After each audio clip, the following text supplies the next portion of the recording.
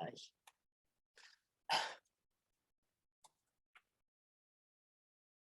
El asunto es cómo llegamos de Kant a Schelling. Para eso, pues, tenemos que pasar por Fichte, porque a final de cuentas lo que nos interesa es la constelación hegeliana, en la cual que aparece con este escrito programático, que es la diferencia de los sistemas de Fichte y de Schelling. Ahora, les voy a dar mi hipótesis de lectura. Una hipótesis muy general, hipótesis de cómo leer la filosofía. Es que, y creo que Kant lo hace de una manera excepcional, lo pone de manera muy clara, y es lo que le permite a todos los demás, es decir, a todos los postkantianos, desarrollar sus filosofías indecentes. Les digo, Kant es una persona decente porque nos enseña sobre los límites del conocimiento, por qué nos hemos engañado con la metafísica y cómo podemos proseguir por el camino seguro de la ciencia. Son términos Husserl, pero estaría muy bien. Kant lo hubiera puesto de epígrafe, con mucho gusto. Sin embargo, eso se va a tratar un poco la clase de hoy. Hay un Kant por ahí que es el Kant indeciso, que es el Kant que trata de darle lugar a la metafísica pese a todo, pese a que la había matado. Entonces, ¿cuál es la hipótesis de lectura? Es que la filosofía surge siempre a partir de una incompatibilidad. No es, me parece, algo así como la maravilla del ser y el fulgor de las cosas lo que obliga a filosofar. Eso no obliga a filosofar. Si uno está en el fulgor de las cosas, pues se queda ahí. Haría muy mal en ponerse a filosofar. Yo le diría que no lo hiciera y que se quedara ahí. Si alguien está iluminado meditando, ¿a qué diablos baja a ponerse a leer a Kant? Yo diría, tómate un té chai y si eso te ayuda a meditar, pues te hace mejor el té chai que un té de Kant. Té de Kant es, decía yo, aunque sea digerible para nosotros, puede ser a veces indigesto. La filosofía entonces surge, vean, siempre surge de una forma terriblemente incómoda. La gente cuando hace filosofía está enojada o está contrariada, o se le está rompiendo la cabeza, se está rompiendo la cabeza, o tiene el corazón dividido, está inquieta, no le está pasando bien. ¿Sí? Entonces, ¿de dónde surge la filosofía? Es así como pienso yo y es así lo que me orienta a mí a hacer filosofía, también a leer la filosofía, y es de incompatibilidades fundamentales. Hay algo que no cuadra, hay algo que no embona, hay algo que está fuera de su lugar, hay algo que está dislocado. Para eso, para que haya algo dislocado, necesitamos tener dos dominios, ¿no? Es decir, tenemos una filosofía acá, tenemos otra filosofía acá, y no entran, no empatan. Ustedes quieren pasar, vamos a poner Alicia, Alicia en el País de las Maravillas. Resulta que hay una puerta, ¿y para qué están hechas las puertas? Para entrar. Están hechas para ser atravesadas. Y resulta que Alicia tiene otro tamaño. Y allí empieza a pensar. Ahí es donde Alicia empieza a pensar y empieza a lamentarse. Y dice, carajo, si tan solo. Y ese si tan solo ya es un signo filosófico, ¿no? Si tan solo tuviera yo otro tamaño. O si tan solo la puerta fuera más grande. Bueno, pues el problema de esa puertita de Alicia del País de las Maravillas es que esa puertita se llama la razón, ¿no? Y Alicia Grande es la metafísica y la metafísica no entra por esa puerta. La metafísica no cabe por la puerta del conocimiento. Y sin embargo, carajo, debería de caber. ¿Por qué? Porque bueno, les decía yo, si Kant eh, resulta un buen ciudadano, resulta una persona de bien y decente para nosotros, es porque nos habla de cosas muy razonables. Pero, dice Kant, de alguna forma, lo más razonable no es lo más importante. A las grandes preguntas, las que verdaderamente conciernen a la humanidad, a su destino, a lo que ella cree que es o a lo que ella quiere hacer, a sus deseos, a su deseo más íntimo, vamos a ver que la cuestión de Kant tiene que ver fundamentalmente con el deseo. Todo eso no constituye saber. Y sin embargo, es algo a lo que no podemos renunciar. Esa es la incompatibilidad de Kant. Dicho en una forma eh, muy vaga todavía, que vamos a precisar, es resulta, resulta que aquello de lo que podemos estar seguros es lo menos interesante. Y aquello que resulta más interesante es siempre problemático. Entonces, el corazón dividido de Kant, o el corazón en Kant, el corazón de Kant está dividido entre una aspiración metafísica que no se le puede dar rienda suelta porque entonces caemos en las redes del engaño. Y por el otro lado, tenemos un complicado, pero muy claro y distinto sistema, o para no meter la palabra porque eso va a significar otra cosa, pero sí tenemos como la cuadrícula y la gran estructura de cómo conocer las cosas con seguridad y certeza.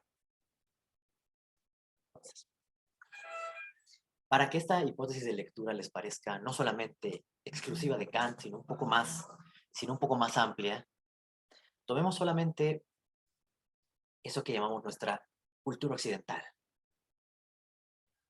Seguramente, por razones de exposición, no la mía, sino de ustedes, de estar expuestos, se habrán familiarizado mucho con esta idea heideggeriana del fulgor o de la maravilla de las maravillas, que sea, no sé ni si es así, que haya ser.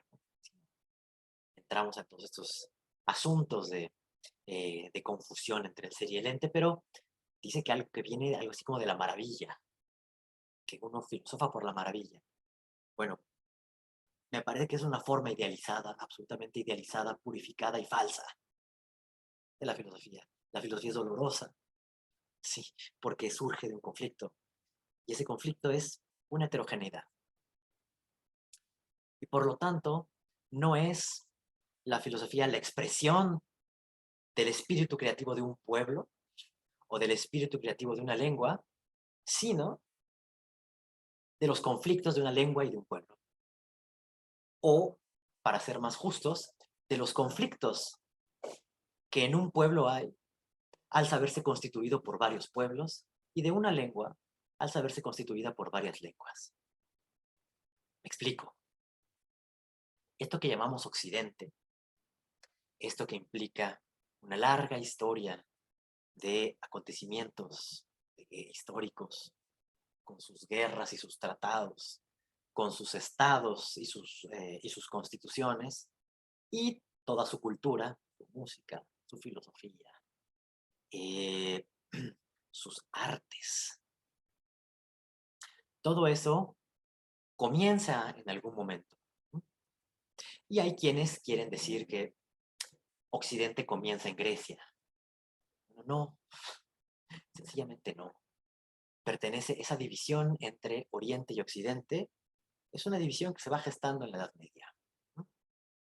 Y es una división que se va gestando, digamos, en la propia... A ver, vamos a ponerlo de otra forma. Occidente se va individuando a sí mismo o va creando su individuación sobre la base de un Occidente móvil. Un Occidente que es también accidente y que va empujando y cuyas fronteras va empujando dependiendo de su expansión y dependiendo de las diferencias que le importen. Grecia pertenece a otra cosa. El mundo antiguo pertenece a otro espacio. Está cerca de Persia y después estará cerca del continente, estará cerca de la India cuando Alejandro Magno llegue hasta allá. Y eso que conocemos como el helenismo será una mezcla de todo ese mundo que no decimos occidental, oriental, es el mundo antiguo, pero el mundo antiguo que se ha expandido casi hasta los límites que geográficamente estaban permitidos. ¿Y dónde surge Occidente? No surge puramente de los griegos, y tampoco surge puramente de la revelación cristiana o de la tradición del judaísmo, surge del conflicto entre Atenas y Jerusalén. Toda la Edad Media, que es cuando empieza a surgir Europa, es decir, cuando cae el Imperio Romano y se empieza ahora sí a gestar eso que serán las naciones europeas, que será la Edad Media con su filosofía, ahora sí, surge de eso, de la imposibilidad de traducir al griego el arameo y el hebreo, y viceversa, y que por lo tanto tendrá que crear un tercero que es el latín, que toma de los, lo toma de Roma, pero la individuación es el espacio que crea Occidente en el latín para poder hacer frente a la incompatibilidad entre esas dos tradiciones, que son la tradición judía con el Dios personal y de la revelación, y por el otro lado, la tradición del racionalismo metafísico de los griegos. Y ahí verán, son Platón y Aristóteles, básicamente,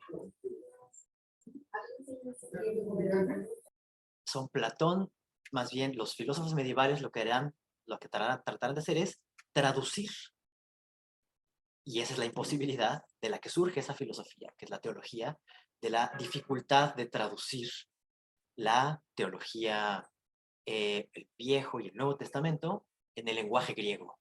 Y por eso la gran figura central y fundadora es Pablo, Pablo de Tarso, porque Pablo es un judío que habla griego y que es un ciudadano romano. Y por eso será la figura, el eje en el resto de la filosofía occidental, de la articulación entre ese mundo múltiple. Bueno, pues este pequeño gran desvío nos permite comprender a Kant porque Kant está también ahí. Kant sigue estando en esa incompatibilidad entre la metafísica que nos permitiría conocer a Dios, al mundo y al alma y a todas las cosas, y por el otro lado, el Dios cristiano, que es el Dios de la moral, que es el Dios de las costumbres, que es el Dios de la ética y de la política. Pero tiene un antecedente, tiene un claro antecedente que es Spinoza, porque Spinoza ha hecho una ética que comienza con una metafísica. Ha escrito un texto que está redactado para servir a la ética, es decir, para servir a la convivencia entre los seres humanos, y sin embargo está edificado sobre una densa metafísica que habla de Dios, que habla del Dios sustancia, que es causa de sí mismo, que es absoluto y que es unitario, que a partir de ahí tiene un número infinito de atributos, de los cuales nosotros conocemos dos, que son los atributos que escribe Descartes, que los piensa como sustancias, y de ahí aparecen las modalizaciones y resulta que todo el universo está contenido dentro de la sustancia, y conocer eso, de alguna forma, nos aclara y nos saca de la ignorancia y nos permite y nos pone en condiciones de vivir con los demás. Kant surge entonces para prolongar esta tensión y muchas otras. Desde luego hay muchas incompatibilidades, pero esta compatibilidad que desgarra el corazón kantiano, pero lo desgarra en un sentido positivo, porque eso es lo que produce las críticas, es la relación entre empirismo y racionalismo. ¿No? No es exactamente la que les he estado diciendo que es constitutiva del origen del mundo occidental europeo, sino que es la forma que ha adoptado su tiempo. Es la gran contradicción, si lo quieren ver así, que ha adoptado su tiempo. Y esto es importante para entender a Kant, es importante para entender por qué Kant pone las cosas en conceptos contradictorios o en oposiciones o en dualismos. Y es importante es importante esto porque de aquí es donde va a salir Hegel y va a decir y va a generalizar esta tesis de la contradicción y del conflicto como la regla del absoluto, como la dinámica del absoluto. Pero regresemos a Kant. Regresemos a Kant y pensemos en ese Kant que está tratando de hacer composibles, es decir, compenetrar empirismo y racionalismo. Lo que cualquiera podría haber dicho en la polémica filosófica es decir, no, o eres racionalista o eres empirista, toma partido. Pero Kant, si esto es una constante en la historia de la filosofía, Kant lo pone claro como nadie. Y es que la filosofía es siempre filosofía de la filosofía. ¿Mm? Es decir, la filosofía, aunque verse sobre las cosas, es siempre una filosofía que versa sobre sí misma y que por lo tanto es crítica y es autoconciencia. Es decir, la filosofía crítica no se va a lanzar al mundo a ver qué es o no se va a lanzar a las ideas para ver cuáles son las verdaderas. Lo que va a decir es, y lo que va a preguntar es, ¿tenemos derecho a saber esto? ¿Es legítimo decir que sabemos esto? ¿Lo sabemos? ¿Y cómo sabes que sabes? O sea, el asunto ya no es saber tal o cual cosa, sino saber que sabes. Y para saber que sabes, hay que distinguirlo de saber cuando no sabemos. Pero este saber del saber se va a llamar autoconciencia. Y esto aparece en la crítica como, de manera muy gráfica, en sentar a la razón en el banquillo de los acusados. Y si nosotros, ahí como se dice, que no se puede ser juez y parte, lo que nos dice Kant es, pues no hay de otra. No hay un Dios al cual yo tenga un acceso directo, ya veremos qué pasa con Dios, pero no hay un Dios al que yo tenga acceso directo que pueda servir como el juez. El juez, recuerden, al final vendrá la segunda venida de Jesucristo, será como juez. Es el Pantocrator y será quien nos diga finalmente quién hizo bien y quién hizo mal. Pero mientras tanto, en el tiempo que nos resta y en el tiempo de esta tierra, nosotros somos los jueces y nosotros somos los acusados. Y al ser juez y parte, acusado y acusador, entonces la crítica se convierte en el teatro de una autoauscultación. Y claro que va a haber un culpable. Y le decía yo, el culpable va a ser la metafísica. ¿Y de qué hemos sido culpables? ¿De qué se puede ser culpable en la razón? No de tener razón, no de usarla, sino de usarla mal, de no saber usarla. Entonces, si hablamos que el desgarramiento kantiano o la incompatibilidad kantiana está entre el racionalismo y el empirismo, es que se están confundiendo y los dos tienen algo de razón y los dos también están en el error. Eso les va a sonar muy hegeliano, pero es kantiano, fundamentalmente kantiano. Y es decir, no voy a tomar partido, no voy a ser empirista, ni voy a ser idealista, porque hay algo de razón, pero la verdadera tarea de la filosofía va a consistir en dirimir este conflicto. Y la filosofía crítica va a ser la construcción de un espacio donde se pueda entender, como en una especie de gran juicio, quién tiene la razón y en qué medida la tiene. No va a ser darle la razón al racionalismo en contra del empirismo ni al revés, sino va a ser en qué daba en el blanco cada uno de ellos, pero en cómo, de qué manera aquello que les permitía dar en el blanco era también aquello que les llevaba al error. Y finalmente la filosofía crítica debe sentar las bases para el conocimiento racional, para el comportamiento racional y para el uso especulativo y ficcional de la razón, pero porque sabemos qué es el empirismo, porque sabemos qué es el racionalismo, pero más importante, sabemos cuál es su vínculo. Entonces, Kant es un pensador del vínculo, es un pensador del nexo y es un pensador de la síntesis.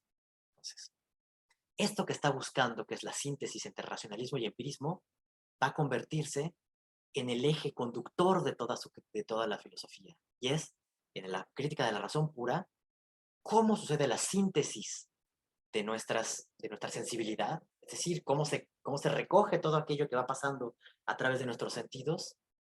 Después, cómo hacemos una síntesis de lo diverso en el concepto. Cómo hacemos una síntesis entre la sensibilidad y el entendimiento. Y después, cómo hacemos una síntesis global de todas las representaciones, tal que estén todas articuladas en un único espacio, que ya no va a ser la sustancia de Spinoza, ni tampoco va a ser Dios, ni tampoco va a ser el cosmos, sino va a ser alguien que dice yo. Pero como dijimos que el yo es juez y parte, es sujeto y objeto, entonces ese yo va a decir dos veces yo soy yo. Y ese yo soy yo de la autoconciencia, que es el proceso de autoauscultación de la razón, nos deberá dirimir la cuestión de cómo el yo es, por un lado, empirie y por el otro lado, concepto. Por un lado, metafísico y por otro lado, un empiricista. Y así, pues, Kant se va a definir como un realista empírico, es decir, alguien que cree en la realidad de lo empírico, pero al mismo tiempo como un idealista trascendental, porque cree que eso real empírico no es nuestro mundo, es un insumo, ¿no? Vamos a llamarlo así, es un insumo para el verdadero trabajo, es el trabajo de la razón. Y el trabajo de la razón, la espontaneidad o la libertad de la razón, se ejerce a través de los conceptos. Entonces, ¿qué dice el empirista? Que todo lo que conocemos lo conocemos por los sentidos y que no hay nada fuera de los sentidos por la cual podamos decir que se conoce algo. Después, cuando ya tenemos impresiones en nosotros, entonces sí podemos aplicar una serie de reglas, ¿no? De contigüidad, o podemos introducir la causalidad, pero lo que dice Hume es que todo este pegamento de las cosas se lo pusimos nosotros. Y este pegamento de las cosas no nos conduce a ninguna certeza. De lo único que tenemos seguridad es de aquello que nos es dado a los sentidos. Y aquello que nos ha dado a los sentidos es fundamentalmente multiplicidad y discreción. Es decir, es discreto, son pedazos, son membra disjunta, miembros separados, elementos, átomos de experiencia. Y después nosotros pegamos esos átomos de experiencia que se nos dan en la sensibilidad, pero de manera arbitraria, tal que el pegamento metafísico del mundo, que era la causalidad. Es decir, desde Aristóteles hasta Leibniz, las cosas del mundo están articuladas en una gran totalidad por las causas, sean las causas aristotélicas o la causalidad en sentido leibniziano, pero la causa es el pegamento metafísico del mundo. Y lo que hace Hume es decir, ese pegamento metafísico lo pusimos nosotros, lo pone el entendimiento. La palabra que utiliza, understanding, the human understanding. Nosotros lo ponemos, pero eso no nos da nada. Es decir, no nos da nada seguro, no nos da nada cierto. Lo único que estamos ciertos es que somos seres en el mundo que reciben impresiones y todo lo demás surge de la costumbre. Nosotros vemos dos fenómenos contiguos y entonces nos acostumbramos a pensar o creemos que uno siempre va a pasar antes que el otro. Y entonces con nuestro entendimiento inventamos una cosa que es la causalidad. Y decimos, es que esto es causa de esto. Pero dice Hume, esto no es causa de esto. La causa no se ve, la causa no es una sensación, la causa es una idea. Y las ideas conectan las cosas, pero las conectan solamente sobre la base de la comunidad y eventualmente sobre la base de la costumbre. Y lo mismo va a pasar en la moral. tampoco tenemos un método para decir qué es lo moralmente correcto. Lo único que tenemos recursos, es decir, no hay una teodicea, no hay una historia divina en la cual se cumple el sumo bien, ni tampoco los planes de Dios. En todo caso, dirá Hume, lo puedo creer y está bien, pero es una creencia. Es una creencia y la creencia está fundada en la costumbre y entonces sí puedo creer en que Dios mete mano, pero es una costumbre. Y la costumbre está arraigada en mi cultura, está arraigada en un sentido común, sensos comunes, mi comunidad. Eso dice de manera muy grosera y muy abusiva, puesto por mí, el empirismo. Pero del otro lado están los grandes racionalistas. Están los grandes racionalistas a los cuales se ha opuesto ¿no? Esto que es la ilustración escocesa, figuras como Hume, figuras como Locke, y en general los ingleses, ¿no? También, empirista, en términos morales y políticos como es Hobbes.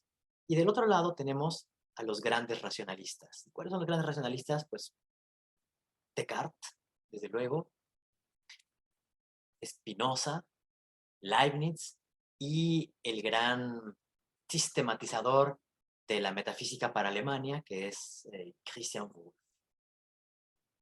Bueno, pues, ¿cuál es la posición? ¿Cuál es la posición cuál es la posición racionalista? Bueno, que las cosas últimas las puedo saber por la mera razón. Y que las cosas empíricas y que las cosas del mundo están regidas por principios. Acuérdense que la metafísica, desde Aristóteles, responde a los primeros principios, los arcai, al arjé. ¿Qué es aquello que mueve a las cosas? ¿Cuál es el orden subyacente? ¿Cómo se parten y reparten ellas en géneros? ¿Hacia dónde se mueven? ¿Qué sutelos? ¿De dónde vienen? ¿Cuál es su primer principio? ¿Y cómo se unifican todas en un cosmos? ¿Cómo son inteligibles? Es decir, cómo el orden del mundo es también el orden de la razón y es el orden del lenguaje, tal que nosotros podemos no solamente pensar el orden del mundo tal cual este es, no como se nos dan los sentidos, tal cual este es, y segundo, que nosotros lo podemos escribir en un libro que se llama Metafísica, porque resulta que la estructura del mundo es isomorfa a la estructura de nuestro entendimiento o de nuestro nous, y el nous es, nosotros, el hombre es por ello, todas las cosas, y además esa estructura de la razón es isomorfa a nuestra lengua, y entonces nosotros podemos abordar el problema de la metafísica, que es el ser, a partir de categorías pensadas, de la sustancia, por ejemplo, y eso lo podemos analizar lingüísticamente a partir del sujeto y el predicado. Entonces coincide nuestro lenguaje con nuestro pensamiento, con el mundo. Y eso es muy distinto al escepticismo, por ejemplo, de Protágoras o sobre todo al pirronismo, ¿no? En la posición escéptica diría, ¿qué es el mundo? ¿No? Si acaso hay un orden en el mundo, no lo podría conocer. Y si lo pudiera conocer, no lo podría decir. Y si lo pudiera decir, no lo podría comunicar. Entonces, estos cortos circuitos que introduce el escepticismo, Kant los va a ver en el empirismo.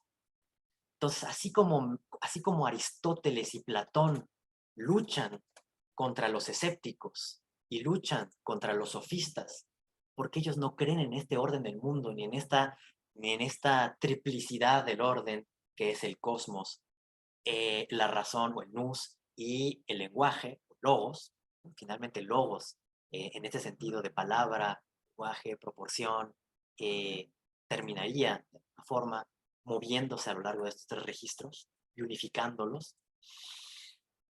Así como Platón y Aristóteles, espantados o dudosos o desconfiados de este escepticismo que pareciera no conducir a nada, así también Kant reconoce que Hume nos logra despertar de nuestras ilusiones, como por ejemplo creer que la causa es algo del mundo y no algo que nosotros ponemos de nuestra razón, Pero al mismo tiempo, si no hay certeza, entonces estamos expuestos a la arbitrariedad de la fuerza. No solamente a la arbitrariedad de la costumbre, sino a la arbitrariedad de la fuerza. Y eso es lo que le pasa a Hobbes. No teniendo un modo de nosotros escribir una suerte de contrato en el cual nos tratemos cum trato, o sea, tratarnos en conjunto, podríamos jugar con eso, viene de ahí. Entonces tiene que venir un soberano que ponga límites a la fuerza. Y Kant dice, no puede ser así. Tenemos que vivir en una comunidad racional. No importa que seamos demonios, con que tengamos razón nos la arreglamos. Pero necesitamos tener razón. Y la razón necesita asegurarnos cosas. Y la razón necesita asegurarnos cosas del orden del mundo, es decir, de la ciencia, de la naturaleza y de cómo funciona, y cosas del espíritu, cosas de la ética, cosas de la política, para que podamos vivir bien. Porque si no, ¿quién está ahí? ¿Cuál es el demonio que se esconde ahí? Bueno, es el viejo mundo, es el ancien régime, es la monarquía. No la monarquía ilustrada, sino la monarquía absoluta. La monarquía en la cual la decisión, los designios, más bien el destino del mundo es el designio del monarca. Y eso no quiere Kant. ¿No? Por supuesto no lo quiere. Y aunque la ilustración francesa, perdón, aunque la ilustración escocesa habla en nombre de la libertad, la verdad es que esa libertad que nos promete es una libertad tan frágil que cualquiera la podría cooptar. Y quien la va a cooptar es la religión. Y la va a cooptar como autoridad en nombre de la costumbre. Eso no quiere Kant. Entonces, él busca la certeza que nos puede dar el racionalismo. ¿Y cuál es esa certeza? Número uno y por encima de todo, la certeza de que soy yo el que piensa. Certeza cartesiana. Número dos, la conjunción o el hecho de que podemos pensar el mundo a partir de la causa como el gran pegamento de las cosas. Eso es Leibniz, pero ya veremos cuál es el problema que ve Kant aquí. Pero es un elemento que tiene que surgir y que, porque Leibniz, perdón, lo que cree en última instancia es que la razón gobierna el mundo. Y la gobierna el mundo porque Dios es racional. No solamente Dios es racional, Dios es la razón. Aquello que hace que los hechos coincidan con el derecho o con su ley. Que pase lo que deba de pasar y que entonces, en última instancia, todo sea la teodicea, es decir, la realización de Dios o del designio de Dios en la propia tierra.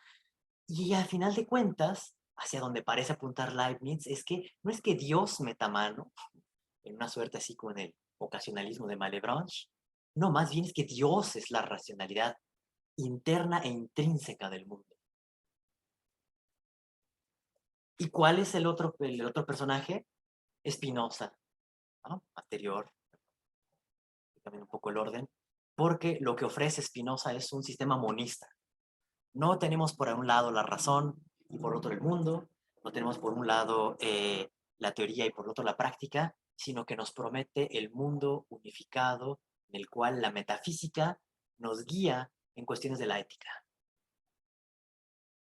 Y entonces dice Kant, esto sí que nos puede asegurar la certeza en el conocimiento y nos puede asegurar la certeza en la ética, en la práctica, en la política. Y sin embargo, entonces, así como el empirismo tenía razón en que tenemos que salir al mundo y tocarlo, pero se equivocaba en que salir y tocar el mundo no nos da ninguna certeza. Así el racionalismo acierta en que la razón es la que pone, el logos es el que pone el orden del mundo, pero se equivoca si cree que esa razón nos permite conocer el mundo. Otra vez, el racionalismo nos ofrece certeza, pero no nos ofrece conocimiento del mundo, porque yo no puedo deducir las leyes yo no puedo deducir las leyes de la física de mi cabeza. Tengo que ir y observar las estrellas y medirlas, y una vez que tengo esos datos, puedo aplicar mis conceptos y categorías y entonces darles un orden y producir una ley. Entonces, Los dos tienen razón y los dos se equivocan. Y la cuestión es, ¿qué se salva del empirismo? ¿Qué se salva del racionalismo? ¿Y cuál va a ser el vínculo? Entonces, ¿qué se salva del empirismo? La sensibilidad. ¿Y cómo se va a llamar eso en la crítica de la razón pura? Pues eso, la sensibilidad, la intuición, todo aquello que se nos da. Y es la facultad receptiva, es la facultad pasiva, es lo pasivo en el sujeto. El hecho de que nosotros tenemos que esperar a que las cosas nos lleguen, nos toquen, para poder comenzar el conocimiento. ¿Y dónde queda el racionalismo? Ah, pues el racionalismo queda en el entendimiento, en la facultad de pensar. ¿Y qué va a ser la facultad de pensar? La capacidad o la facultad de ordenar todo ese material sensible a partir de los conceptos. Y entonces ahora sí, ese material sensible que me da la realidad de las cosas es ordenado de manera cierta por el entendimiento que me daba la posibilidad. Entonces, el racionalismo me asegura la posibilidad de las cosas en la ley, en la legalidad, en la necesidad, y el empirismo lo que me asegura es la existencia. Y entonces viene la famosa frase de Kant, que es: las intuiciones sin conceptos son ciegas. Si yo siento las cosas pero no las ordeno, pues entonces es como si fuera un ciego que va tocando las cosas de forma dispersa, pero no las puede integrar. Y al revés, los conceptos sin intuiciones son ciegas porque tengo la cuadrícula del mundo, pero no tengo mundo. No tiene ninguna realidad. Ahora, ¿quién realiza la síntesis? ¿Quién junta sensibilidad y entendimiento? ¿Quién hace que eventualmente la existencia y la posibilidad sean reunidas? Sean reunidas, el yo. ¿Cómo se llama esta función del yo? Unidad de apercepción. El yo, al darse cuenta de sí mismo, ejerce la función de vinculación, porque él es como el fauno. A ustedes que les encanta Foucault, el yo es el panóptico de las representaciones, el que lo ve todo. Pero no solamente lo ve todo, sino ve que él ve todo. Él se ve viéndose todo. Y por lo tanto, él ve realizando la síntesis, y por lo tanto, él se coloca como la síntesis absoluta de sensibilidad y entendimiento de lo real y lo posible. Pero aquí viene ahora sí el problema, y aquí, en esta segunda hora, hablaremos ahora sí de Schelling. El verdadero problema es que, o el verdadero gran problema, es que todo esto que ya hizo Kant, que es reconciliar empirismo y racionalismo, lo hizo solamente del lado del sujeto. Porque al final nos dice, todo esto que escribí, este mamotreto que escribí, que se llama La crítica de la razón pura, pues, ¿qué creen? Es meramente formal. O sea, no nos dice nada del mundo. No nos dice qué es el mundo, ni tampoco nos dice cómo conocer, nos dice cómo conocemos, pero no nos dice nada sobre el mundo. Es decir, esto es un canon, ¿sí? No es un órgano, o sea, como los órganos de los sentidos que sí nos permiten conocer. La razón, o el entendimiento, para ser más precisos, es un canon, ¿sí? Una guía para conocer, una guía para conocernos, conociendo, pero no algo que nos garantice conocimiento. No es un órgano. Entonces resulta que esta gran unificación kantiana deja afuera nada más y nada menos que el mundo real. O sea, por un lado nos ha dicho que el mundo lo tenemos que recibir por medio de la sensibilidad, o la intuición, o las sensaciones, la percepción. Pero por el otro lado nos dice, pero la cosa en sí, lo que la cosa en sí misma sea, pues eso sabe Dios, literalmente. Entonces este sistema de la razón, resulta que no nos dice nada sobre la realidad del mundo. Y que corre el riesgo de estar encerrado en sí mismo, sin realidad. Y esa es la primera crítica que le van a hacer a Kant. Y esa crítica se la va a hacer Jacobi. Y es esa razón que pretende dar cuenta de sí misma, pues da cuenta de sus capacidades de ordenar el mundo, pero no del mundo, no de que haya mundo, ni de la realidad del mundo. pura forma y por lo tanto pura posibilidad. Kant nos había dicho, no, no, la sensibilidad nos da el contenido, lo real, lo actual. Pero es lo real y lo actual del lado puramente subjetivo, no del lado de lo real real. Es como real subjetivo, pero no real real. Y el siguiente gran problema es, si yo soy un ser teórico, es decir, que conoce las cosas como fenómeno, pero las conoce, pero también soy un ser inteligible, ¿sí?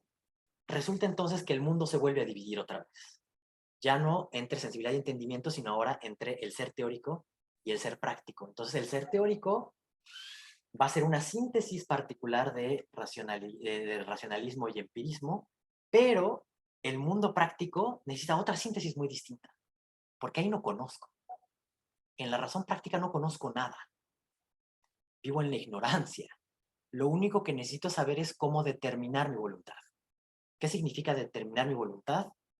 Bueno, los motivos de mi acción. Saber cómo decido aquello que me mueve a hacer algo. Yo puedo tener deseo y tengo inclinaciones, ¿no? Y me gustan estas cosas y me gustan cosas inconfesables, ¿no? Pero el asunto aquí es no qué siento yo y qué cositas me gustan, sino qué es lo que debe decidir en última instancia cuando yo deseo. Y lo que dice Kant es, que ustedes ya conocieron, ya vimos la vez pasada, que es lo que puede valer para todos los seres humanos. No lo que es bueno para mí, sino lo que sería bueno para cualquier humano en cualquier tiempo y en cualquier espacio. Y es el imperativo categórico. Pero resulta, y aquí es donde en términos técnicos en latín se dice, donde la marrana tuerce el rabo, Kant dice, fíjense que en la razón teórica no necesitábamos la metafísica, ¿no? Hay algo, o sea, la metafísica lo que produce son ilusiones, ilusiones trascendentales. Pero había algo por ahí medio rescatable, la razón pura, que es, cuando pensamos a Dios, tenemos ahí al ideal de la razón. La razón quisiera ser unidad absoluta. Quisiera estar reconciliada consigo misma y lo que quisiera es reconciliar de manera absoluta posibilidad y actualidad de las cosas. Kant nos ha dicho que eso solamente pasa dentro de nosotros. Pero ¿qué sería pensar eso de manera absoluta? Y en la razón práctica es peor la cosa, porque resulta que para que nosotros podamos vivir en el mundo bien, resulta que necesitamos creer en la religión. Ahora, esto lo voy a matizar. En la religión dentro de los límites de la mera razón, ¿no? Para ponerlo así. De nuevo que le suene familiar. Es decir, necesitamos la religión, pero el núcleo racional de la religión. No la religión con sus mitos, no todo aquello que ha destruido ya Spinoza en el Tratado Teológico Político, como la historieta y el cómic popular, que es la Biblia, para que nosotros creamos en cosas que en el fondo sí son racionales. Y esto exige, dice Kant, volver a rehabilitar, no lo dice, pero es volver a salvar la metafísica, pero solamente como idea o como postulado. Entonces, no es que yo lo necesite, pero para vivir bien o para vivir en una comunidad racional, resulta que yo puedo postular que tenemos una vida eterna. Resulta que yo puedo o yo debería postular que eventualmente mis esfuerzos van a coincidir con el bien moral y con el bien para todos y todas. Y para eso necesito a Dios. Necesito a Dios que me sirva de garante el hecho de que no estoy viviendo en vano, el hecho de que vamos a alcanzar las cosas, lo bueno, y del hecho de que eso bueno va a suceder aquí en el mundo. Si no, si no tengo esos postulados, la existencia práctica en el mundo sería bastante miserable. Y yo no sentiría ningún respeto por esas cosas del mundo o por la ley moral, sino que tendería más bien a buscar mi propio beneficio. Entonces resulta que si en la razón teórica la metafísica sobrevive como el ideal absoluto de lo que sería conocer todas las cosas como determinadas, eso es Spinoza. en términos prácticos, resulta que la metafísica es un poco más presente y nos viene bien creer en ciertas cosas. Y en la crítica del juicio que algo y en cierta manera puede ser leída como una vinculación entre la teoría y la práctica, resulta que se trata de ver cómo le hacemos para darle espacio a la metafísica sin caer en una ilusión trascendental, sin engañarnos. Es decir, otra vez, ¿qué de la metafísica es salvable? Pero sobre todo, ¿cuál es el modo en el que podemos seguir haciendo metafísica? En sentido estricto, que es el conocimiento absolutamente a priori, por la mera razón, le queda restringido a la matemática y a la ciencia de la naturaleza, como fenómenos. Pero todo lo demás, que es lo que decíamos, que lo que verdaderamente le importa a la humanidad, ¿qué hacemos con eso? Tenemos derecho de pensarlo y sobre todo tenemos una exigencia. Y esa exigencia no viene de la sensibilidad, no viene del entendimiento, viene de lo más alto en nosotros. Y eso se llama la razón. Ahora, la condena kantiana resulta, y es que la razón es muy curiosa porque la razón lo quiere todo. La razón es deseante. La razón es tan cognoscente como deseante. Y lo que quiere hacer es coincidir su deseo con lo conocido. Es decir, que las cosas sean como quiero, ¿no? O que al querer las cosas sean y que las cosas sean como yo quiero. Que lo posible, el deber ser, sea real y que lo que es real sea como las cosas deben ser y no simplemente como son. Y no, si no pasa así como dice el poeta, como dice en uno de estos poemas humanos, César Vallejo, y yo que solo he nacido. De repente lo que pasaría es, bueno, sí, está ahí el absoluto y está todo eso, pero ¿yo qué hice? Nada, solamente nací. Entonces, este solamente nací me parece doloroso porque hay un punto de vista absoluto que tengo en mí, algo con lo que estoy juzgando antes de juzgar concretamente. Pongamos el caso del poeta y pongamos el caso de la nostalgia y del dolor. ¿Por qué? ¿Por qué nos duele? ¿Por qué nos duele la muerte? Porque algo en nosotros sueña con la inmortalidad. ¿Por qué nos duele el despido? Despedirnos de alguien, porque algo en nosotros cree o quisiera, porque es un asunto del querer, que esa persona estuviera presente ahí para siempre. La idea de la eternidad. ¿Por qué nos frustra tanto saber que podemos conocer las cosas de a poquito? Porque tenemos una idea de que podríamos quizá saberlo todo. ¿Pero qué es lo que requiere eso? Ah, bueno, pues tener asegurada la unión entre los pensamientos y las cosas, entre el ser y el pensar. Y el hecho de que nosotros podamos vivir eternamente, si no como individuos, como especie, en el espíritu, eso es Hegel, y que ese espíritu colectivo entre todos nosotros finalmente podamos conocer la omnitud realitatis, la totalidad del mundo y del mundo determinado. No como una vaga idea, sino como algo determinado. Entonces, Kant, en la crítica del juicio, se pregunta por estas cosas. Se pregunta por qué pasaría si nosotros juntáramos todas las ciencias de la naturaleza y el contenido de las ciencias de la naturaleza y diéramos una gran imagen del cosmos. Eso, en términos racionales, no se vale. No estamos justificados a dar la totalidad del cosmos.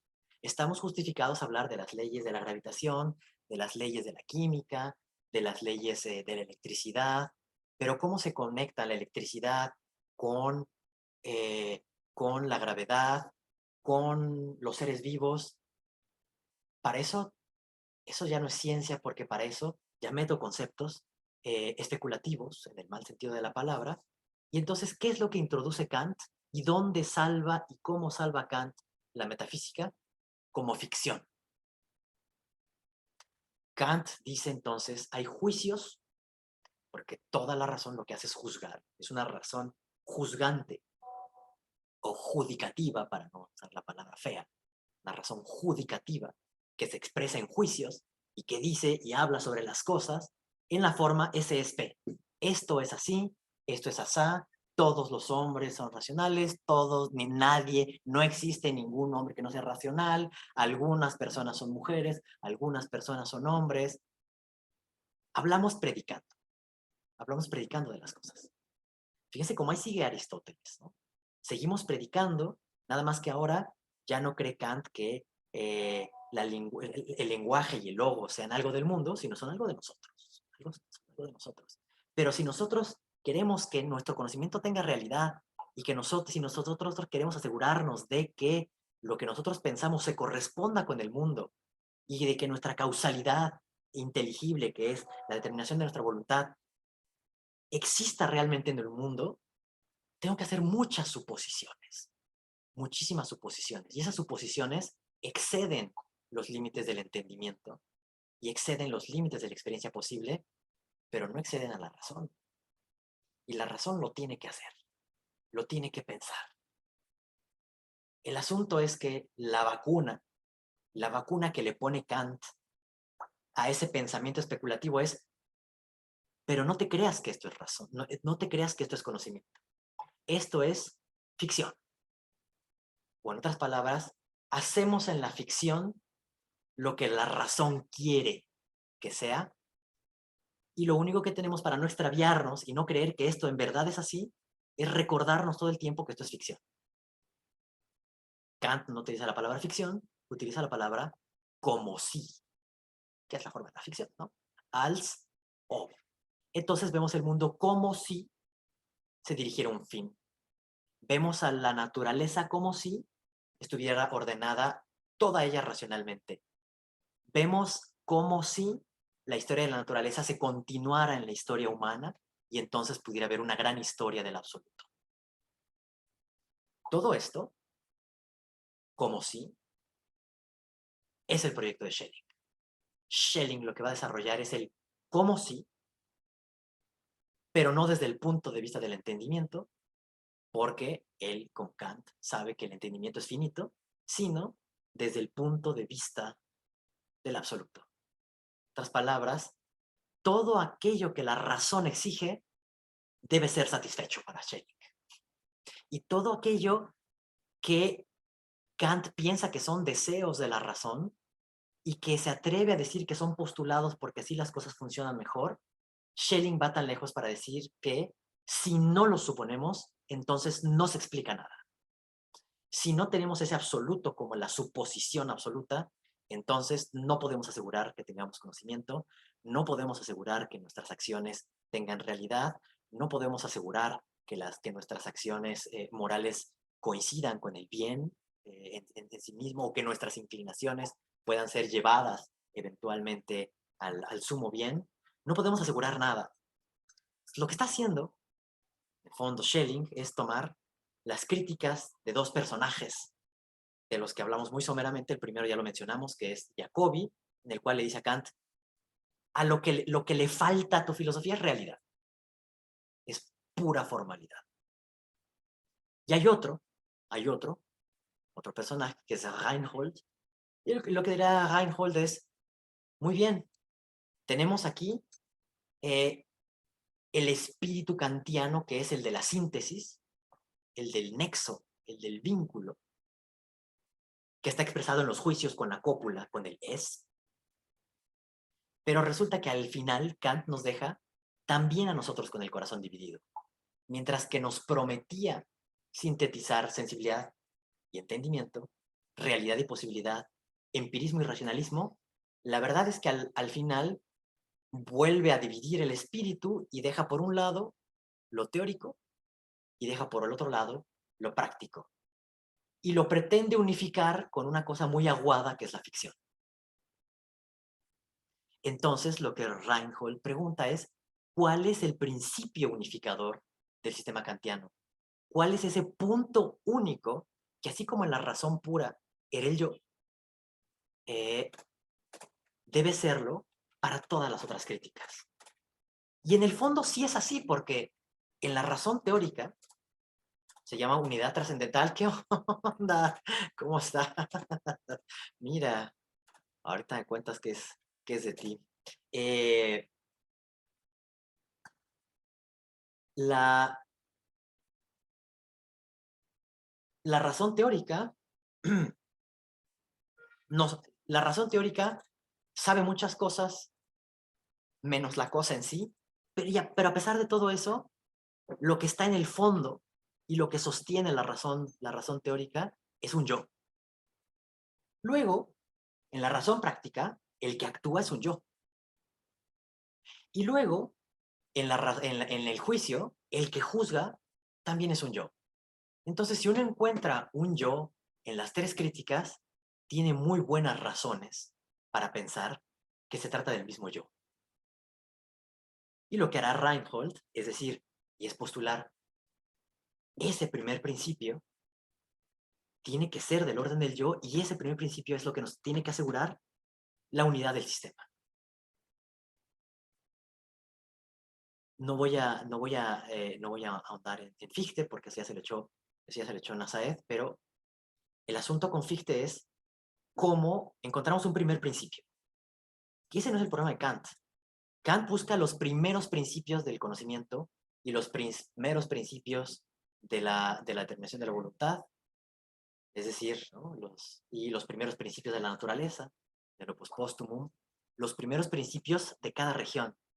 Pero no nos dice cuál es el principio de todos los principios, el primerísimo principio. Y si en todas estas críticas de lo que está hablando Kant es el del yo, no de Dios, no del mundo, sino del yo, y ese yo es sintético, y ese yo es autoconciencia, entonces el primer principio deberá ser un yo, deberá ser autoconsciente y deberá ocupar dos papeles: el del juez y el de juzgado, el de sujeto, el del objeto, el de sujeto y el de predicado. En términos lingüísticos, si lo que la hace la razón es siempre predicar y decir la taza es azul y los hombres son mortales, los humanos son mortales y la vaca es pinta, bueno, pues la posibilidad del enjuiciamiento en general tiene que estar en el propio yo. Pero no es que el yo sea el sujeto y el contenido sea el mundo, sino que el propio yo tiene la forma completa en el mismo. ¿Y qué frase expresaría un juicio completo? Ah, pues yo soy yo.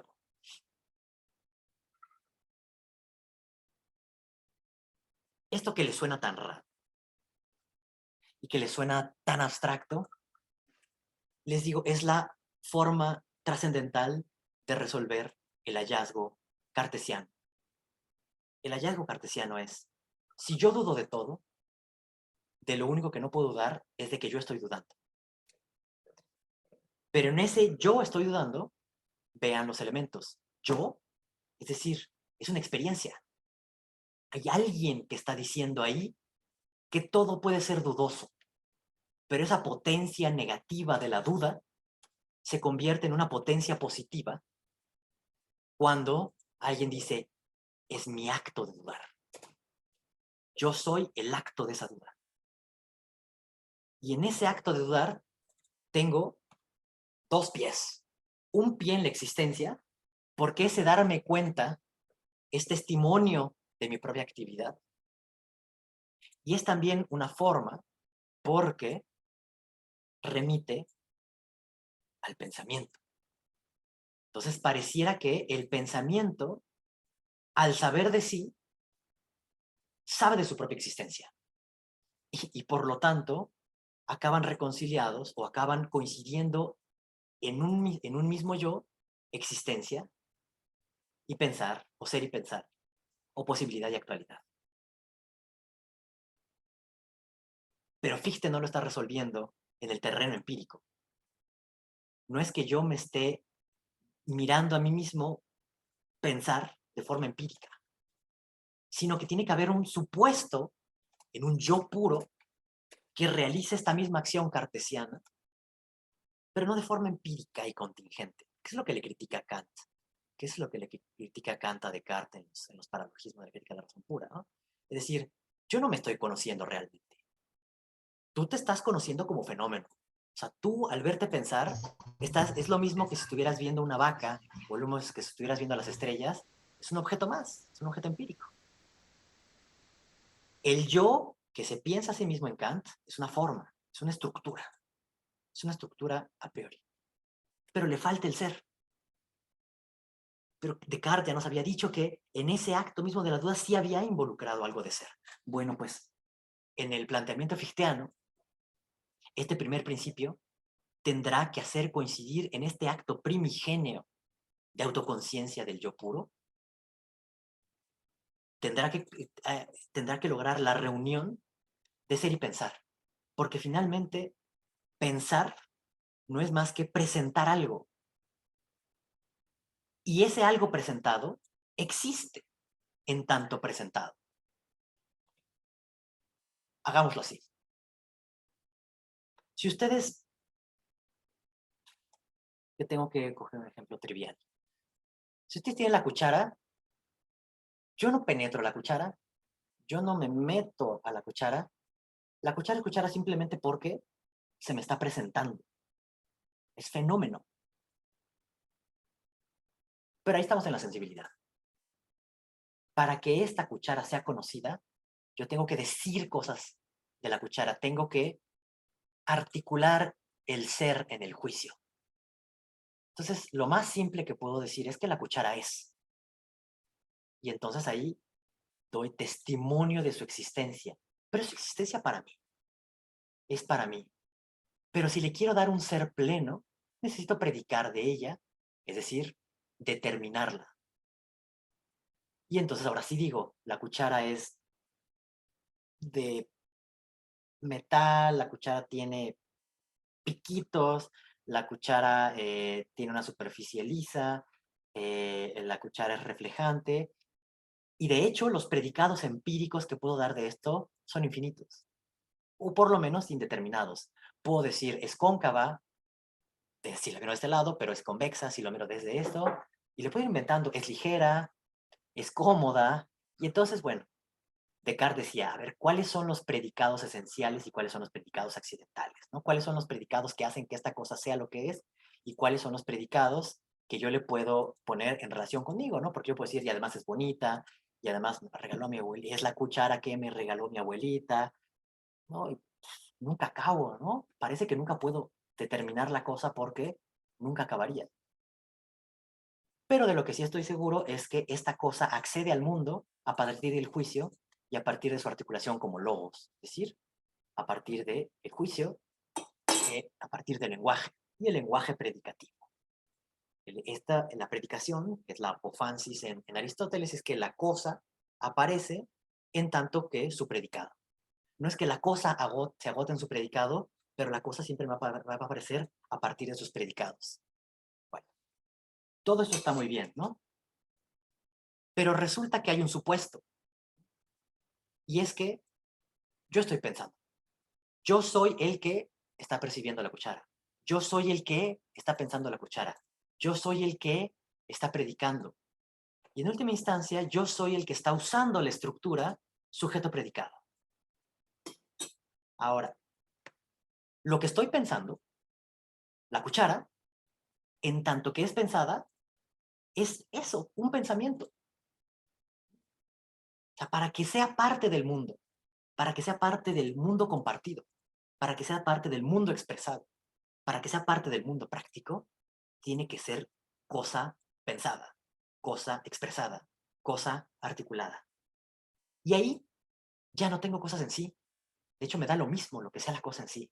Ahí ya tengo pensamientos. Entonces, fíjense, hay alguien que dice, yo estoy pensando en la cuchara.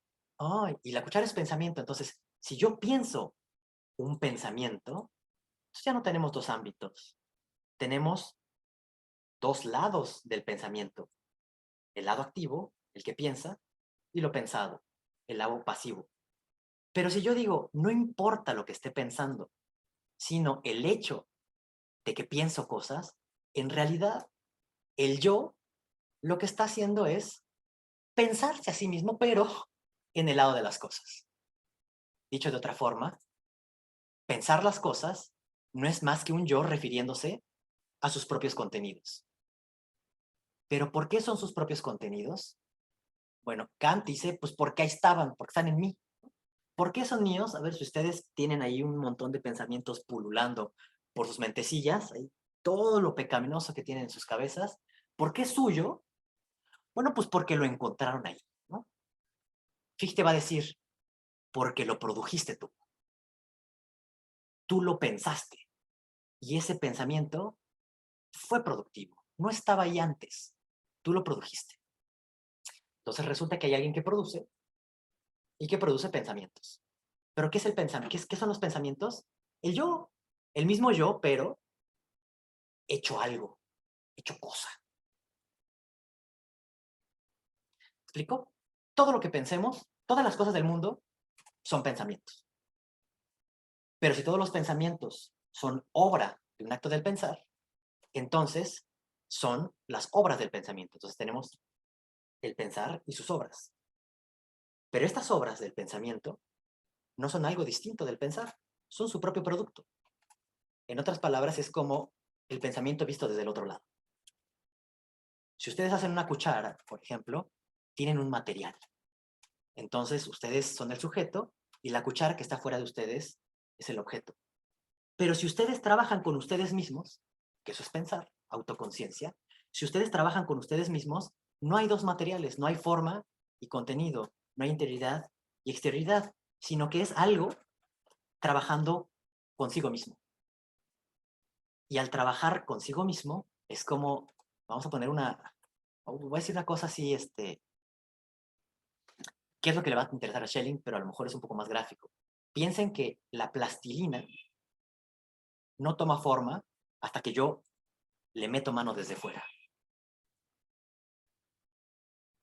Pero, eh, ¿quién hace eso? ¿Quién podrá hacer eso? El hombre de arena ya no me acuerdo ni de qué cómic es. Creo que es creo que del hombre araña, ¿no? Ese se deshace y se vuelve a formar, ¿no? Ese no necesita que nadie le meta mano de fuera. Él cobra forma desde dentro. Ahora piensen que eso no es arena. Piensen que eso es el pensamiento. Pues el pensamiento va cobrando forma desde sí mismo y se va autoproduciendo, se está formando. ¿Y por qué eso tiene que ver con el ser? Porque van apareciendo las cosas para él y para nosotros lo que tiene ser es aquello que está presente para nosotros. No lo que existe en no sé qué mundo, sino lo que se atestigua, aquello de lo que damos testimonio nosotros. Eso es el ser, de lo que damos testimonio nosotros. Decimos, está ahí. Y al estar ahí decimos es. Pero si resulta que eso no viene de otro lado, sino de mí mismo, porque yo lo estoy produciendo, entonces yo soy el sujeto y el objeto. Entonces, esta idea kantiana de que yo soy el juez y parte cobra una dimensión absoluta. Y eso se va a llamar intuición intelectual. Pero, el conocimiento concreto y determinado en Fichte sí necesita el mundo, al menos como impulso. Sí necesita el no yo. Aquí no hay no yo. Aquí es el puro yo que comprende que él es el comienzo y el final del proceso, que él es el que actúa y que él es el resultado, y que el proceso no es más que un autoconocimiento en la forma de una autoproducción. Pero en términos concretos, ese yo tiene que volverse finito y tiene que volverse y tiene que ser conciencia empírica para entonces enfrentarse a algo que será lo otro y que entonces comenzará el trabajo real y práctico de la humanización del mundo. Y esa humanización, esa sí es infinita. Entonces ahí es donde Schelling ahora sí entra y quiere ir todavía más lejos. Porque Fichte lo que está demostrando es que una cosa es el yo puro, que puede funcionar como el primer principio y que es un principio trascendental que explica la posibilidad del conocimiento y la unión entre teoría y praxis, si lo quieren ver así, del conocimiento como un acto y del acto como un conocimiento autoproductivo. Pero es una filosofía trascendental. Es una filosofía de la subjetividad. Y es ese primer principio que faltaba para poder hacer viable la filosofía kantiana. Pero no traspasa los límites de la experiencia posible porque este conocimiento, esta intuición intelectual, no es conocimiento de las cosas determinadas a priori, ni tampoco es deducción de las cosas. Hace falta lo otro.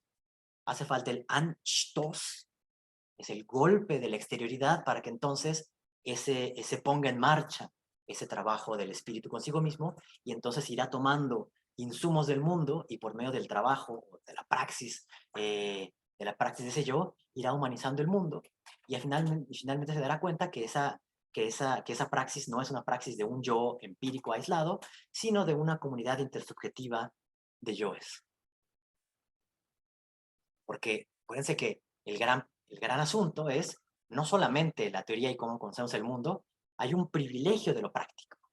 Y hacia donde todo debe resolverse es en la vida práctica, es decir, en el Estado, en la comunidad, en la ética y particularmente en el derecho. Por eso es que tiene que ser el derecho deducido, pero a partir de ese primer principio. Y en el caso de Hegel, es ahí a donde llegamos. Tenemos primero la filosofía, la filosofía pura de los conceptos, la metafísica hegeliana, luego tenemos la dialéctica, el concepto, el automovimiento, la vida, etc. Luego la actividad, la inquietud, ¿no? Die Unruhe des Negativen. Luego tenemos ahora sí la naturaleza, como ese ponerse fuera, pero al final la tercera parte, la importante en Hegel, donde se realizan las cosas, es la parte espiritual, es la política, la ética, el derecho, el arte, la filosofía, las producciones humanas. Y ese es el privilegio de la práctica. Entonces, Schelling, ¿a dónde va? Pues lo que quiere hacer Schelling es hacer colapsar este yo puro con el yo absoluto, con Dios. ¿Qué significa esto? Bueno, la hipótesis de lectura, y como habíamos comenzado hoy, era Kant está luchando con la incompatibilidad esencial o la incompatibilidad de base entre empirismo y racionalismo. Y eso es lo que motiva la idea de síntesis. Lo que está haciendo Fichte es mostrar en qué nivel tiene que estar la síntesis para que sea posible el conocimiento, para que sea posible la práctica y para que sea posible el conocimiento como práctica y la práctica como autoconocimiento. Schelling tiene otro horizonte. Y la incompatibilidad de Schelling ya no va a estar ahí, no es la kantiana. La incompatibilidad de Schelling es el criticismo, es decir, la filosofía trascendental, representada por Fichte, y Spinoza. Lo que le parece, y uno se va a llamar criticismo, y otro se va a llamar dogmatismo.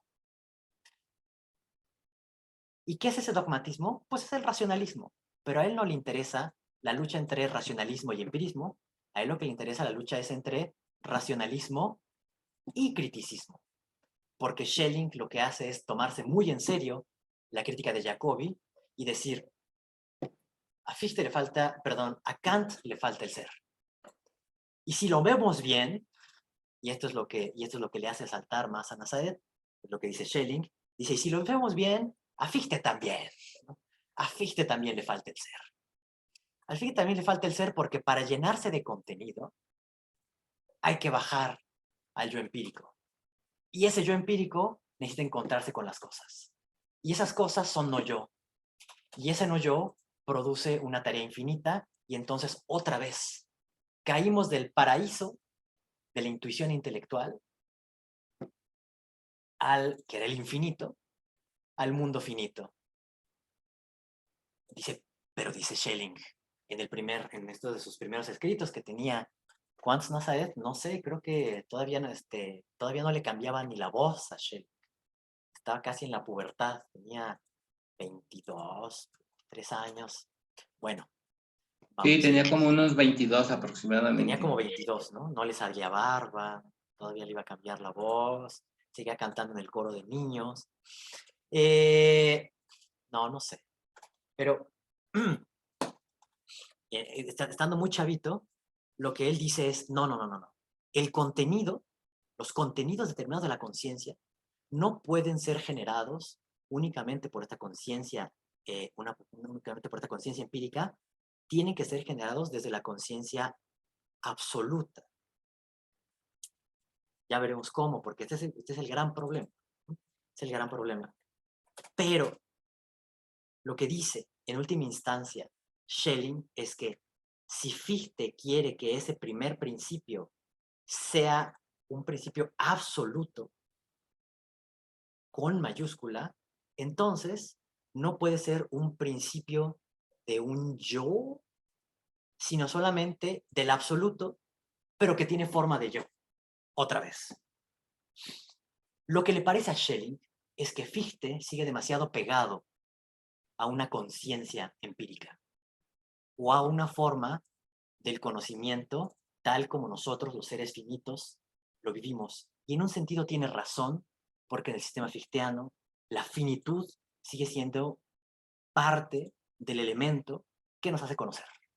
Sigue siendo parte de la condición por la cual tenemos que ir al mundo a recoger materiales, aunque sean brutos y aunque sean indeterminados, para nosotros poder ejercer nuestra actividad. Y entonces no le queda claro a Schelling el paso entre, o no le parece justificado, la relación entre el yo puro y el yo empírico. Le parece que el yo empírico tendría que ser deducido del yo absoluto. Pero entonces, no solamente el yo empírico, sino que también todo el mundo empírico, es decir, el objeto, es decir, la sustancia, es decir, Spinoza, tendría que ser deducido de un primer principio, de un primerísimo principio. Un primer principio que ya no sea de la razón humana, sino que sea absoluto, verdaderamente absoluto. Dicho en otros términos, ya no se trata de hacer filosofía trascendental, stricto sensu, sino se trata de volver a ser metafísica. Pero, pero, en el marco o en la estructura de la filosofía trascendental. ¿Cuáles eran las preguntas de la metafísica? Bueno, pues, tenemos la pregunta por el ser, que nos da la metafísica qua metafísica, es la pregunta por el ser en tanto que es, y según la sistematización wolfiana, lo que teníamos era, bueno, ¿qué es ese ser? Bueno, pues es pensar al ser como actus purus, como actividad, como existencia, como ese, pero no como la esencia en el sentido del concepto, sino como una esencia agente, como una esencia que es acto puro, es el acto de ser. Después, en otro sentido, tenemos al ente. Y el pensar al ente es pensar las categorías. Son las clásicas categorías de sustancia, accidente, inherencia y todo lo que después Kant intentará sistematizar en sus juicios, ¿no? Según la modalidad, según la cantidad, ¿no? Si es universal, particular, es singular, particular, universal, aunque se salte uno, que son los indeterminados. Pero bueno, todo eso corresponde al ente, no al ser, ¿no? No al ser primigenio, ¿no? Eso ya es un sentido, y es el sentido de los entes como esencias, pero que están separadas de su existencia. En el caso de Dios, como lo enseña la metafísica clásica y la teología, de todo medieval, y como se trata de demostrar en las pruebas de la existencia de Dios, en él coinciden la esencia y la existencia, el acto y la potencia. Es acto purísimo. Y después vienen los objetos de la metafísica especialis, que son Dios, alma y mundo, ahora sí pensados como objetos, pero no como absoluto. Entonces, lo que le interesa a Schelling es la metafísica, es eso, es ese actus purus, es ese prius absoluto, eso primero, primigenio, que tiene que ser supuesto para que funcione tanto Spinoza como la filosofía trascendental. Pero para que entendamos esto, para que entendamos la filosofía, ¿por qué lo llama yo? Perdón, a ver, ¿por qué Schelling insiste en la figura del yo porque le parece que efectivamente la metafísica requiere de una reforma. La metafísica será pensable solamente con las categorías del trascendentalismo kantiano. Es decir, ya no se puede hablar de Dios directamente, sino que tenemos de hablar del absoluto o de Dios como si fuera un yo, o que tiene la estructura de yo, pero no es un yo. No es una conciencia, no es una razón. ¿Por qué? Porque la conciencia está contrapuesta a un objeto. No es un yo empírico porque el yo empírico está contrapuesto a un no yo. Tiene que ser el punto único y absoluto a partir del cual se desplieguen todas las cosas en su inteligibilidad. Si quieren una metáfora, es la hoja en blanco en la que se va a escribir el libro de la naturaleza y el libro de las costumbres, y que funciona como el espacio común a partir del cual ambas van a generarse. Porque dice Schelling es un radicalizador hasta el límite de Kant. ¿Qué es lo que nos ha dicho Kant? Que la filosofía, la tarea última de la filosofía consiste en encontrar el nexo último de las cosas. El nexo que nos resuelve las incompatibilidades últimas. Y si Kant había nacido de esa incompatibilidad entre la esencia o entre la existencia y la posibilidad, nos había dicho que eso se podía unificar en un yo. Después Fichte nos dice que eso se puede reconciliar en un yo puro. Schelling nos dirá, eso se puede reconciliar, pero no en un yo, sino en el absoluto. ¿Y qué le vamos a decir yo? Porque estamos hablando en el lenguaje de la filosofía trascendental. Pero no es un yo, no es una conciencia, no es un saber empírico, no es algo que tenga experiencia, es el punto absoluto del cual todo surge, esa página en blanco desde donde ella misma y desde sí se podrá dividir en naturaleza y en inteligencia, y que cuando se divide en inteligencia nos dará la filosofía trascendental, y que cuando se divide en naturaleza nos dará la filosofía de la naturaleza. En otras palabras, se trata de un absoluto que al parirse se desgarra en dos, y uno de sus brazos se llama Fichte y otro de sus brazos se llama Spinoza. Pero el cuerpo del absoluto a partir del cual salen los dos miembros, que son la filosofía de la naturaleza y la filosofía trascendental, o la filosofía de las cosas y la filosofía del sujeto, tiene que ser este yo absoluto. Y este yo absoluto es un yo absolutamente puro, sin mácula, en el que no hay objeto. No hay objeto, no hay alteridad, es el puro yo que se pone a sí mismo como simplicidad absoluta, y a partir del cual en otro momento se desencadenará un proceso que dará origen a la naturaleza y que después dará origen a la inteligencia. El problema, el verdadero problema es cómo ese absoluto bello y hermoso y reconciliado viene a dividirse y viene a crearse el mundo, y viene a crearse la razón, y viene a crearse este dolor que acompaña la existencia, así lo pone Schelling, este Sehnen, o este Sehnsucht, que es el anhelo por el cual nosotros nos estamos buscando siempre en las cosas y siempre nos perdemos, por el cual tenemos deseo y siempre vamos en pos de algo, en pos de las respuestas en el conocimiento, solo para ser constantemente defraudados. Pero, otra vez, la razón última por la cual el mundo es un dolor es porque está supuesto ese absoluto en el cual las cosas no están separadas, las cosas no están divididas y las cosas no están individuadas. Es el reino de lo preobjetivo y de lo presubjetivo, a partir del cual va a surgir lo subjetivo y lo objetivo. Pero el problema, Schelling, va a ser este. Número uno, ¿por qué diablos se desgarra el absoluto? Claro, más adelante va a ser porque se quiere conocer y se quiere expresar y quiere tener una realidad, pero ya tenía realidad, pero otro tipo de realidad. Pero en este nexo absoluto, en esta simplicidad absoluta de la cual surge todo y en la que no hay nada, y sin embargo todo está ya contenido como potencia, el primer problema, les digo, es cómo se cae al mundo, porque tiene que ser leído como caída, y de hecho Schelling interpreta como la caída cristiana. La caída del paraíso, leída en términos metafísicos, es la entrada de lo infinito en lo finito. Ya después verá también en forma cristiana por qué la caída era necesaria y por qué había que hacerse carne para después para después redimirse. Pero por ahora, esto es la caída del paraíso. Y el siguiente gran problema es que los dos lados, el lado objetivo y el lado subjetivo, tienen dos caminos distintos que no se dejan reconciliar, no se dejan empatar, sino en este punto, que después llamará de indiferencia o de identidad, más adelante, la filosofía de la identidad.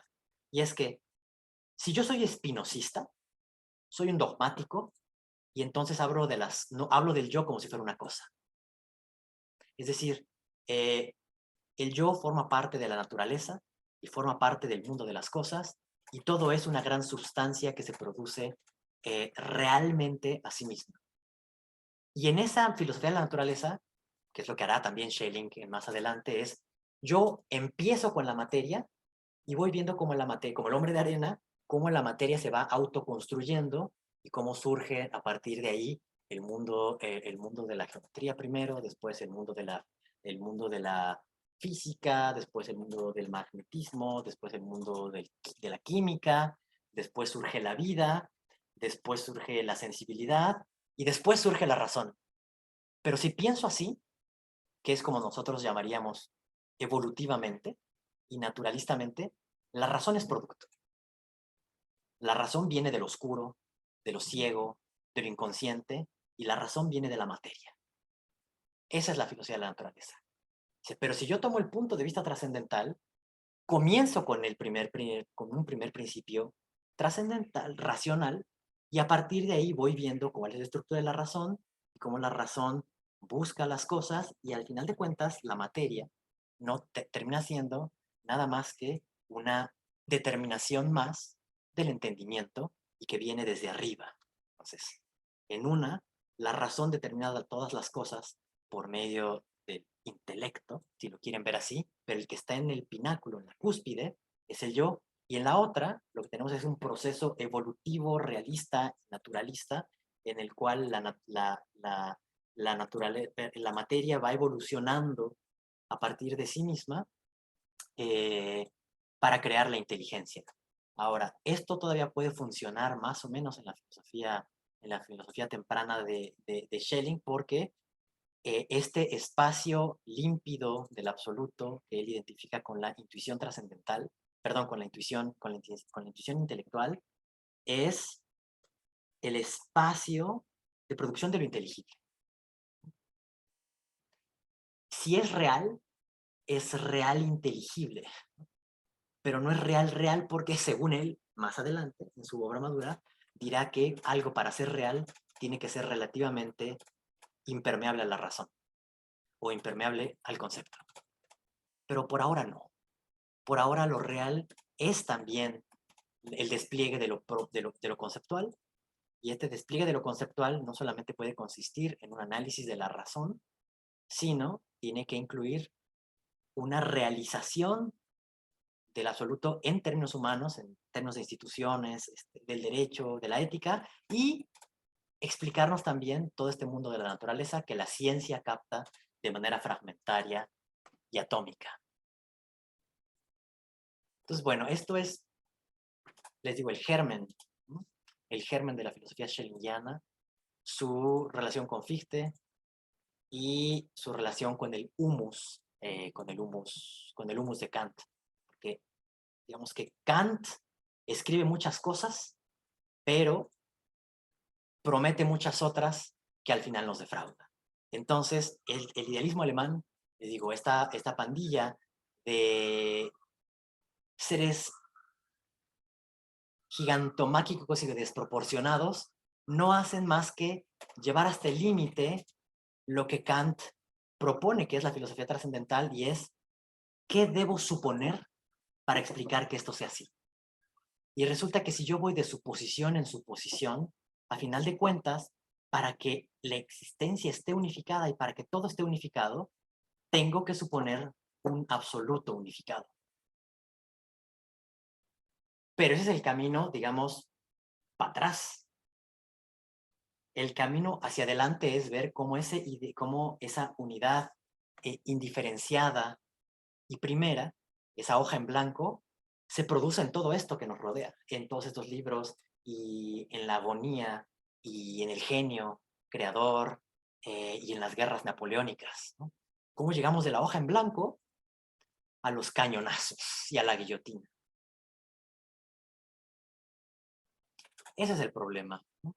Ese es el gran problema y es con lo que Schelling va a estar jaloneado entre el pensamiento del primer principio como lo absoluto, como la última suposición para que todo funcione, para que funcione la filosofía como filosofía, y no sea un eterno dar vueltas dentro de conceptos de manera vacua, ni tampoco un estar presos del mundo empírico sin darnos cuenta de la racionalidad inmanente, no solamente la racionalidad, no la racionalidad que nosotros le ponemos a las cosas, sino cómo el logos actúa en la propia naturaleza. Para acabar, les leo una cita del propio von Ich, als Prinzip der Philosophie, del yo como principio de la filosofía, que es el primer texto de Kant, perdón, de Schelling, que dice así, fíjate cómo al estar hablando del absoluto y de estas cosas de indiferencia, lo hace en términos realistas, ¿no? Tremendamente realistas. Dice, quien quiere saber algo, quiere que al mismo tiempo su saber tenga realidad, ¿no? Entonces, ¿cuál es el riesgo? O bien, nuestro saber sencillamente no tiene realidad, crítica de Jacobi a Kant, es decir, es una eterna circularidad, un constante transcurrir recíproco de todas las proposiciones particulares, una dentro de otra, un caos, o bien, la lección de Fichte, debe existir un último punto de la realidad del que todo pende. Pero más allá de Fichte, del que parta toda consistencia y toda forma de nuestro saber, que separe los elementos y describa eh, a cada uno la esfera de su efecto progresivo en el universo. Esto sí está más allá de Fichte, ¿no? Dice, debe existir algo en y a través de lo cual, y esta es la página en blanco, debe existir algo en y a través de lo cual lo que está ahí logre existencia, pero en tanto pensado, en tanto concepto.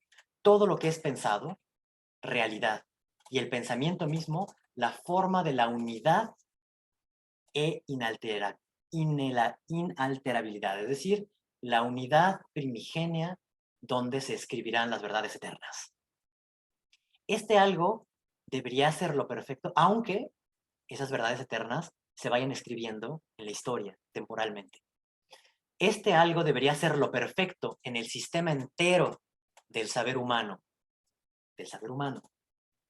pero debería estar presente en el cosmos entero de nuestro saber. Es decir, todo aquello que pasa por nuestro saber, es decir, por nuestra experiencia, aquello de lo que damos testimonio y de lo que tenemos noticia, todo eso es el contenido del absoluto. Pero al mismo tiempo, debemos tener este fundamento originario de todo aquello que llamamos realidad. Aun cuando solo conozcamos algo, debemos conocer cuando menos aquello a lo que no llegamos a través de otro saber y que contiene el fundamento real de todo nuestro saber. El yo no se deja determinar de otro modo más que en la medida en que es incondicionado. Incondicionado es libre. ¿Se acuerdan? La sustancia de Spinoza es incondicionada porque es causa de sí misma, no es causa de nada más. En Kant, solo el yo es libre, todo lo demás está condicionado. Por tanto, el yo es libre, incondicionado, y las otras cosas son condicionadas.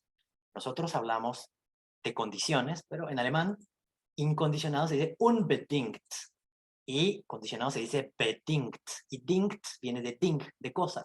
Lo condicionado es lo que es cosa, pero tiene la forma de cosa. Lo incondicionado Un Bedingt es lo que no puede ser cosa. Por lo tanto, ese yo no puede ser cosa. Pero entonces, ¿qué es? Es libertad. Y la libertad es solo por sí misma. Causa sui como la sustancia espinosista, pero no es sustancia porque la sustancia es objeto. Entonces es como la sustancia espinosista, pero en el terreno de una subjetividad libre y que se pone a sí misma. Es decir, que se piensa a sí misma, que se realiza a sí misma. Esta libertad es el poner incondicionado de toda realidad en sí mismo. Es decir, hacer surgir los contenidos desde sí y para sí. Y como no hay otro lado, como no hay un más allá, no hay que salir al mundo para conocerlo. Todo está ahí dentro de ese absoluto. Pero será un absoluto en el cual las cosas al producirse se produzcan realmente y no como mera representación. El yo, en cuanto aparece a la conciencia, ya no es absoluto, ya no es yo puro. Y esa es la crítica que le hace a Fichte y que en realidad es una crítica de Hölderlin.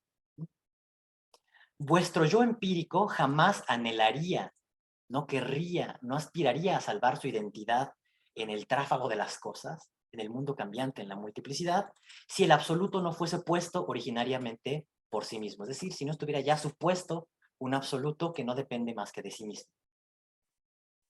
¿Y ese absoluto qué es? Bueno, tiene la forma de la autoconciencia. No es conciencia, pero tiene la forma, la estructura de ese yo que ha pensado Fichte.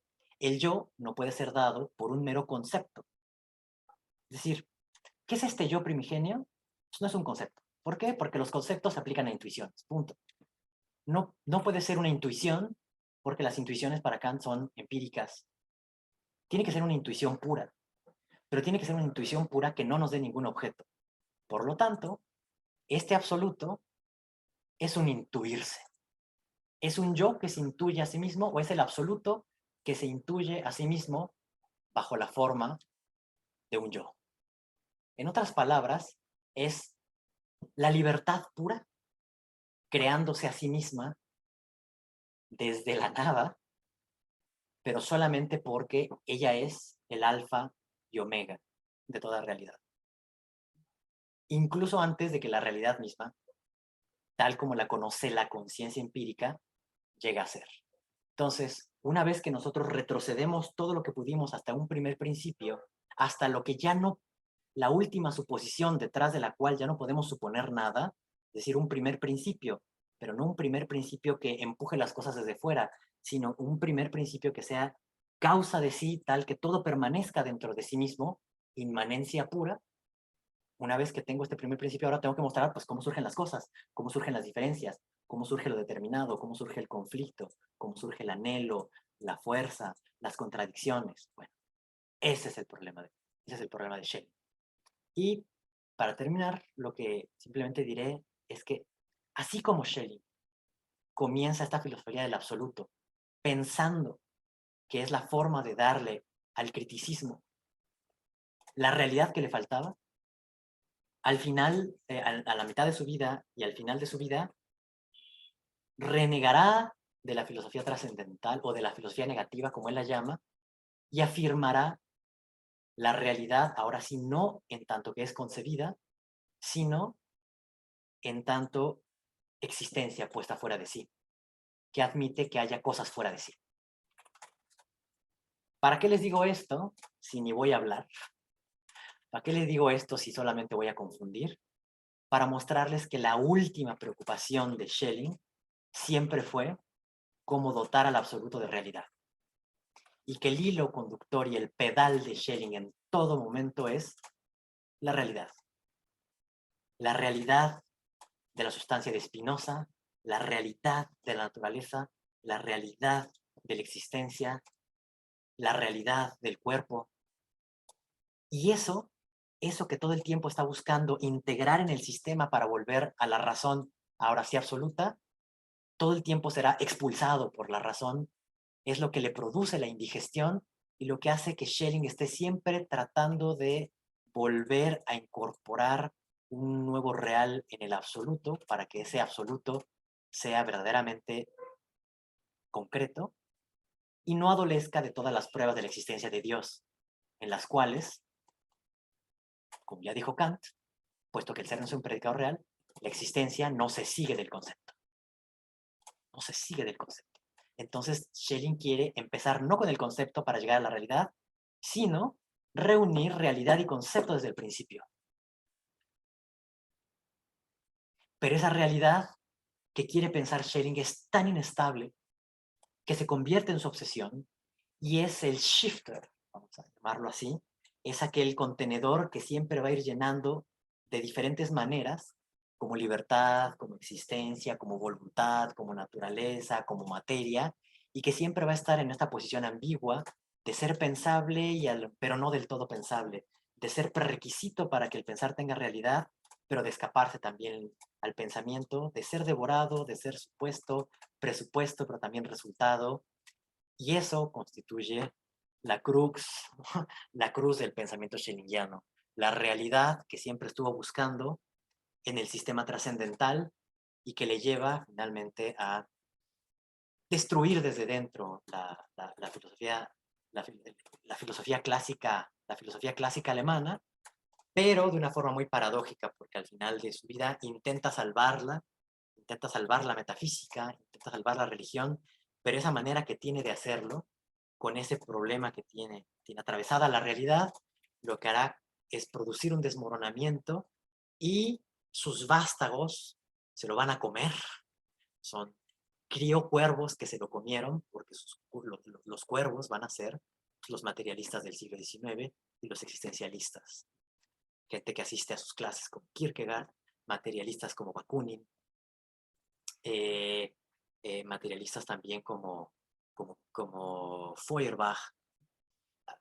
Schelling es quizá más interesante por aquello que está buscando que por el método que quiere asegurar para la filosofía.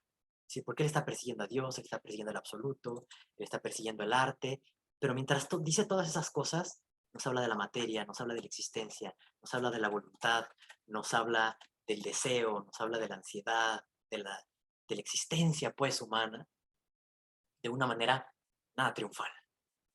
Y ese contenido es lo que hace a Schelling un pensador no solamente contemporáneo, sino además el gozne entre la filosofía clásica alemana y lo que conocemos como la filosofía contemporánea, que ya son Nietzsche, Marx, Schopenhauer, incluso el propio Heidegger. Bueno, pues eso, ahí está. Espero que espero que se hayan divertido. No, espero que les haya aclarado un poco las coordenadas, ¿no? ¿Dónde se juega? ¿Dónde se juega la cosa? Y les repito, es latinajos, por dónde masca la iguana.